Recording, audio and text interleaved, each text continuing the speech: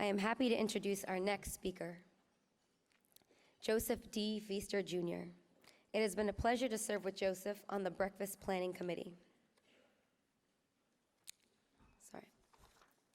Joseph also serves on the Samaritans Council. He has many accomplishments. I won't try to mention them all, but here are just a few highlights. Joseph has practiced law for over 40 years.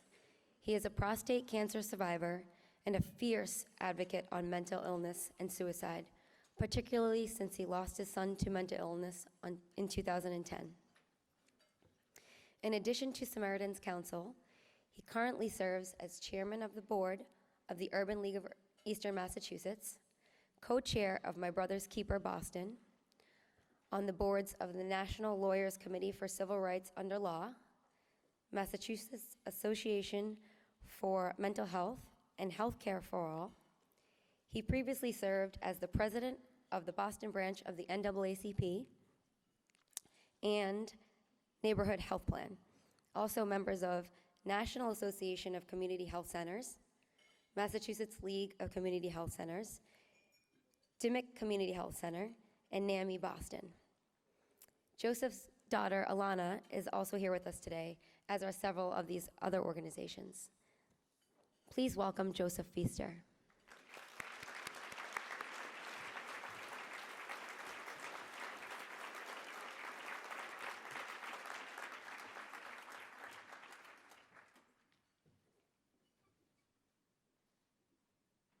Good morning, everyone. Good morning.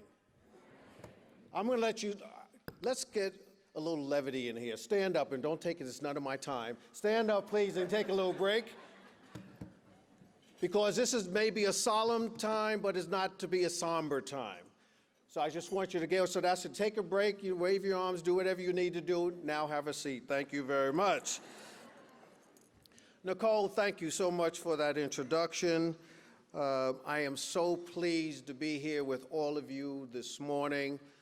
I serve with an incredible group of individuals, and as both the secretary said and Nicole has said, that there's a connection here because those of us who are involved with Samaritans and many of you in the audience have the connectedness because we all have experienced a loss. You know, I wanted to do a little levity here, so I wanted to say, first and foremost from here, all of you look absolutely beautiful. Now, I will also submit that I've had cataract surgery, so I also want to, I was listening to news this morning, and I'm going to use the word from a statesman, and it says, you great people. That's a joke, folks. You know who says that. Everybody's great. All right, that dispenses with the jokes. Thank you very much. I'll keep my day job. They have me timed here, so I won't be before you long, but I'll be here as long as I'm in front of the mic. But first I want to give honor to God. I mean, that's where we have to start any of our, for all of us being here, for all that we do. I want to thank the Samaritans, and particularly my good friend Steve Monjo, the executive director, and his staff for giving me this honor to be able to stand before you this morning. And you heard Steve previously. You see his staff moving around. Let's give Steve Monjo another hand.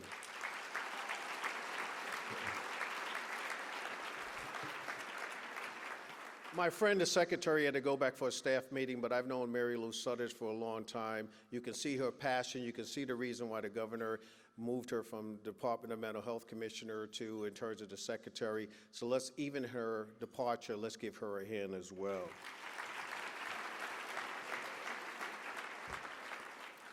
My parents always taught me that you have to deal and give the thank yous, and I'm going to take my time to do that here and then get into my remarks. First and foremost, I know Nicole has mentioned, but my daughter, who my blood is running through her veins and her genes, my daughter, Alana, is here. Give my daughter a hand.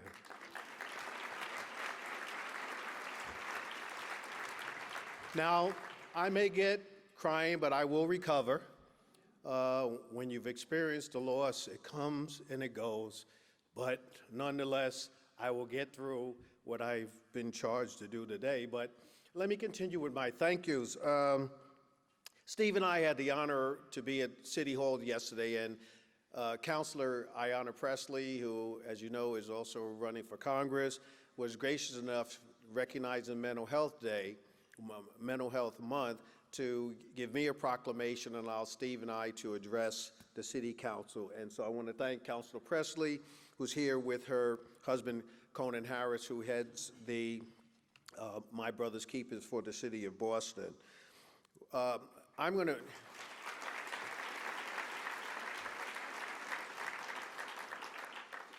going to just mention a number of the people here because, as was stated, a lot of people, all of you are great. All of you have been here and are supportive of Samaritans, and we deeply appreciate that. But I take it many people personally came here because of my relationship with them, and I definitely want to acknowledge them here. There is Donna Marsh, who is Executive Director of the Massachusetts Association of Mental Health. We have Nick Cavino, who is the president of William James College. Now, this person, Ron Corsi, when I read around with Ron Corsi, I think I'm important. These are more Ron Corsi and my friends from Quest. I want to thank them. Bill McGonigal and Laurie Nelson from the BHA. Cheryl Shaughnessy and my friends from the Mass League of Community Health Center. I know the folks from BMC are here. My colleague, Patrina Cherry, who serves on me on the board of the Urban League, isn't here with us, but I want to thank BMC. I want to thank the Mass Convention Center and David Givens, the Red Sox, Cruise Corporation, Roy and Monica Lynch. Roy is on the board of NAMI, and Dino and Laurie Davis. Dino is a good friend of mine who we've become great friends. We used to ride the commuter rail from Stoughton, and that's how we became friends, and he and his wife are here to support us. So I just want to thank them personally for doing that. I also want to acknowledge our elected officials who are here. And I also wanted to thank Representative Marie St. Fleur, a personal friend of mine who is here, but I was going to announce her as well during this time of our elected officials. I believe that Senator John Keenan is here, Senator James Eldridge, Representative Jeffrey Sanchez, and as I mentioned, City Councilor Ayanna Presley. I haven't finished because I want to get the former ones, and that is a dear friend whose wife works with us at Samaritans, the representative and former Speaker of the House, Sal DeMacy, is here with us this morning. Representative Robert Sarasoli, who also was the Inspector General and a longtime helpline volunteer. And School Committeeman John Nucci, former School Committeeman John Nucci, was going to be here with us. As you know, he's had some health challenges, and they're telling me I have less time than I thought I have, but nonetheless, like I said, I have the mic, and so I may not be speaking before you next year, but I have this at this time. So if you can bring up the picture of my son and my daughter's brother. This is Joseph. This is my son, Alana's brother, and on June 29th, Joseph will be 35 years old because I speak of him in the present. It was August 3rd, 2010, that Joseph passed away by suicide. Now, Joseph is a very engaging young man who is intelligent, athletic, personable. He attended Memorial Spalding, Newton's South High School in Newton, where he played football, basketball, and lacrosse. He received numerous awards. He was a class marshal at his 2001 graduation, and his sister Alana named him Smiley because of his infectious smile. He and Alana were very, very, very close, almost inseparable. She worshiped him, he idolized her. She was the perfect big sister who could motivate and, can't even read my own writing, and inspire Joseph.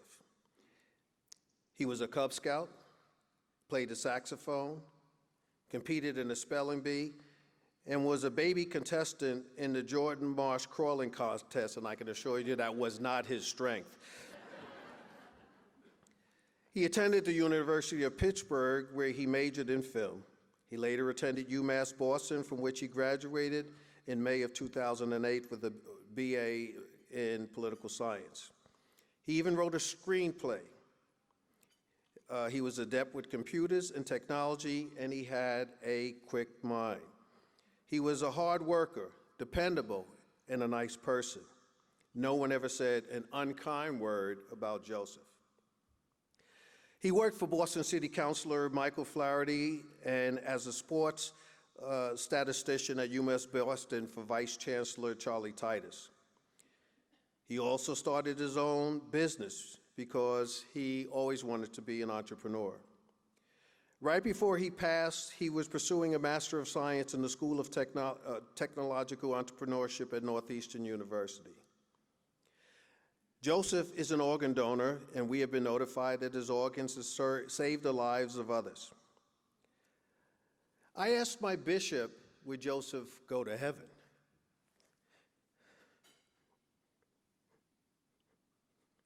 My faith, he said, yes.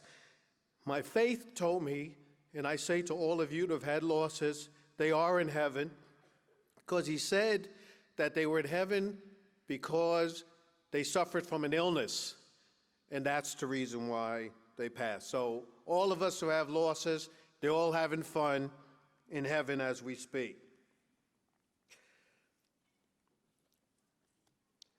But even though I have the loss and the pain of loss, I have decided to commit myself and make it a positive opportunity. My mission is to educate, advocate, legislate, and those who know me, agitate. We need more mental health resources. We need more volunteers for the crisis line. We need more funding for Samaritans. Samaritan volunteers save lives. A call, an email, a text might save your loved one, your colleague, someone that you know, a neighbor, from an episode or suicide. Yes, I thank you for your support, but more is needed. And I know Nicole has already asked, but I am requesting, no, I'm begging you to please help us break the silence by taking the envelopes, filling them out, giving to Samaritans, and help us to continue saving lives. I thank you for listening to me.